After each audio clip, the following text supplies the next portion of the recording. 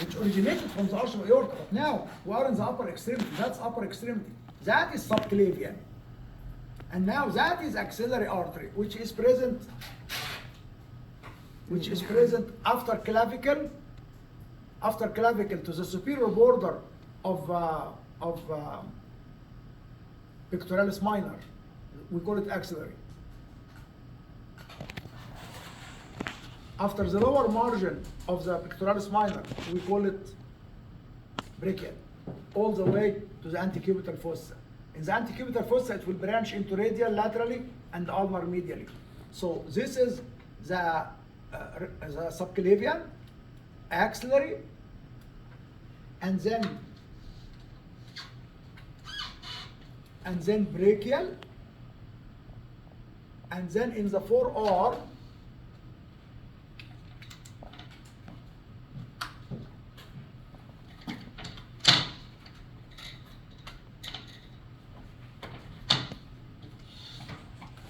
and then in the 4R, come on, picture was good. Maybe here, it's good on this background. There it goes. That was good. Yeah, here is good. Do you see, here it's called brachial. And you see how the brachial is giving us radial and ulnar. And the radial here is against the bone and very superficial. So if you need to feel the pulse and count the pulse of a person, you put 3 fingers over the radial. And you feel the pulse of that person. Make sure you don't count your own pulse. Now it's common to measure blood pressure with automatic machine, and it gives you the pulse. You put your finger in a spirometer and an oximeter, which measures your oxygen and counts the pulse. So no more doctors count the pulse or nurses count the pulse manually. But sometimes they still do. Yeah, but this is the radial artery, because when you want to feel the pulse and count it, you feel the pulse on an artery against bone close to the scale, so you can feel it. So in the upper extremity, it is radial artery. And you count for 30 seconds times 2 or 15 seconds times 4. No one counts for the whole minute. No one has the patience. But I'm just showing you, in the upper arm, this is brachial. This is brachial. It gives the branches, we don't care. That would be radial in the back, we don't care. But the brachial here in the 4R, in the upper arm, is a continuation. As you can see here, the same artery is continuous. The same blood vessel is continuous. But in different areas, we give it names. So the first part here is subclavian, and then axillary, and then brachial, and then in the antecubital fossa in front of the elbow, we have, as you can see, we have the side of the thumb. This is the thumb. Then this one is radial artery, the red. And this side is the ulna, the little finger. This is the ulnar artery. This is what can be tagged.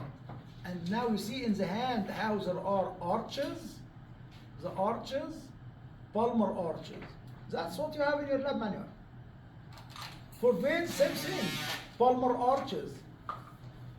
For veins, it's different. So the subclavian and all the way to palmar arches is not bad. It's not hard. Subclavian, axillary, brachial, radial ulnar, palmar arch. That's what was written in your lab manual. Now for the veins,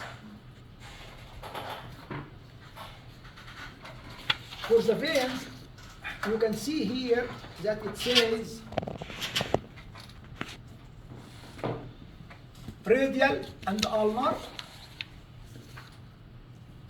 They join to make brachial, and then they are joined by cephalic and basilic, and there is median cubital between cephalic and basilic, and then there is axillary, and then it becomes subclavian, and then it joins internal jugular to make right and left brachiocephalic. So let us see this vein on the upper extremity that we have. here.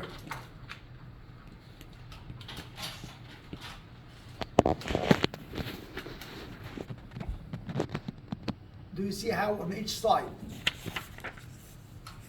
On each side we have radial and ulnar veins. They join to make brachial, and the brachial vein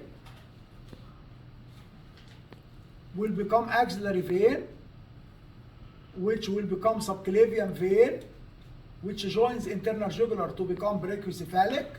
Right and left brachiocephalic become superior vena cava, opening into right atrium. Why we started from the bottom? Because deoxygenated blood starts from the cells and takes its way all the way to the right atrium. So we are following the direction of blood flow. Direction of blood flow starts from here.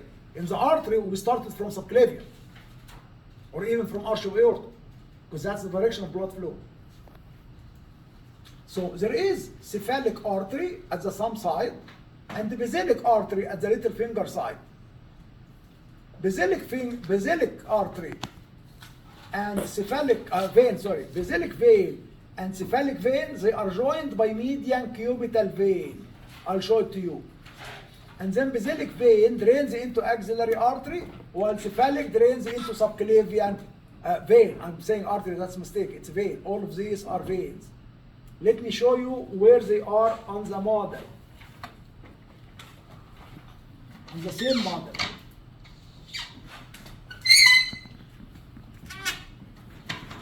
Little finger side.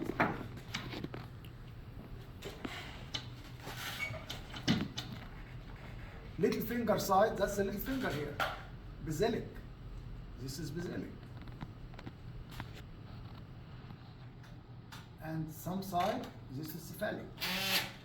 All of that is cephalic. This is basilic.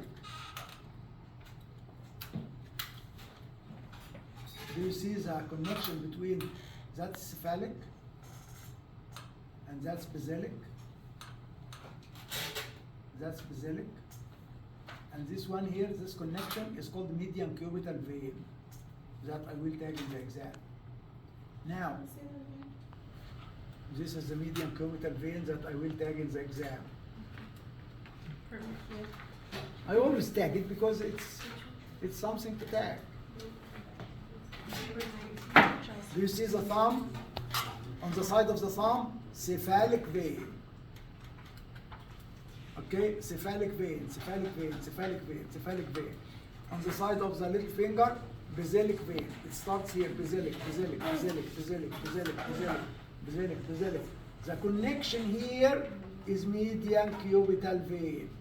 Most of the time, if you go to the lab and they withdraw blood, they try to withdraw blood from median cubital vein. They can take from other veins, but that's very common.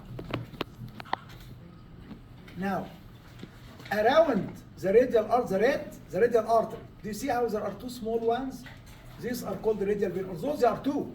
Around the ulnar artery, do you see there are the two blue ones, this one and this one? If I move it, you may see that there are two. Oh yes. So although there are two, they are called ulnar vein and radial vein. The radial vein, this is one and this is one on here. There are two surrounding the artery. There are two small ones called radial vein and two small ones called ulnar vein. When they join, they make two small ones around the brachial artery. So brachial artery here, the red is surrounded by brachial vein here and here. Do you see how it is two? And both of them, and in the cadavers that I dissect, I see two. I don't know why, and they are called the brachial vein.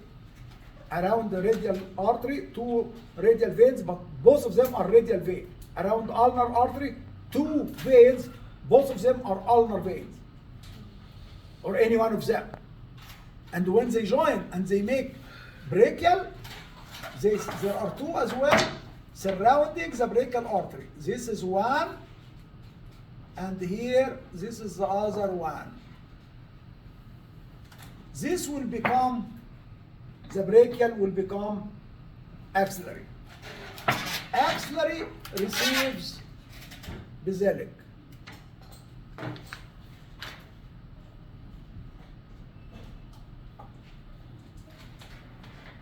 Axillary, do you see this is cephalic? We said the lateral one, some side.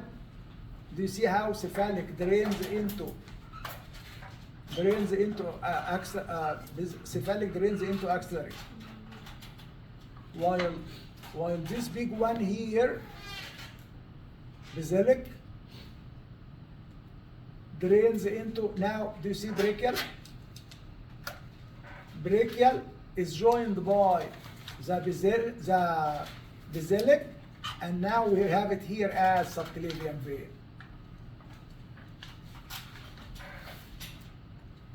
Basilic goes to axillary, cephalic goes to subclavian. Did I say it opposite? Yeah, this is the cephalic, the lateral one is cephalic.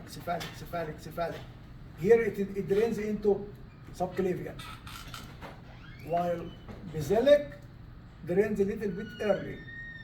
Almost the same point, but maybe the model is wrong. A little bit early. So basilic drains into axillary. So in this area it's called the axillary. In this area it's called the brachial, the small one. The big one is basilic. The big one here, basilic. The big one on the other side, not the small one here, this one. That's cephalic. And cephalic, do you see how it makes a turn? That's cephalic. It drains into subclavian. So this is subclavian artery, subclavian vein. The subclavian vein joins internal jugular vein to make brachiocephalic vein on the right, and same thing on the left. Right and left join to make superior vena cava. So superior vena cava is draining venous blood from head and neck and upper extremities.